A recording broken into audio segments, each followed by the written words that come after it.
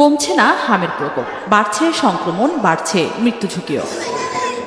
মঙ্গলবার রাতে চাঁপাইনবাবগঞ্জ জেলা হাসপাতালের হাম আইসোলেশন কর্নারে এক শিশুর মৃত্যু হয়েছে। তীব্র শ্বাসকষ্ট ও জ্বর নিয়ে হাসপাতালের জরুরি বিভাগে ভর্তির পরপরই মারা যায় শিশুটি।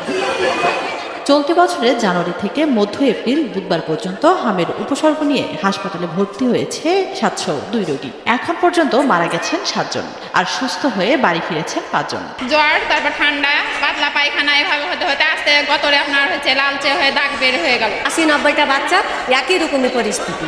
গত রাতে ওইখানকার বাচ্চাটা কিন্তু মারা গেছে। প্রচণ্ড শ্বাসকষ্ট নিয়ে আসছিল, রোগীর লাইফ রিস্ক ছিল, রোগীর লোককে কাউন্সেলিংও করা হয়েছিল। নাটোরে হাম প্রতিরোধে সদর উপজেলার 8টি কেন্দ্রে চলছে টিকাদান কার্যক্রম। মার্চের শেষ ভাগ থেকে 15 এপ্রিল পর্যন্ত জেলায় হাম আক্রান্ত হয়েছে 70 শিশু, যার মধ্যে 2 শিশু মারা গেছে বলে জানায় হাসপাতাল কর্তৃপক্ষ। 3 দিন জ্বরের পর হাম বাড়াইছে, হাম বাড়া পড়াই টিকে ভর্তি হয়েছি।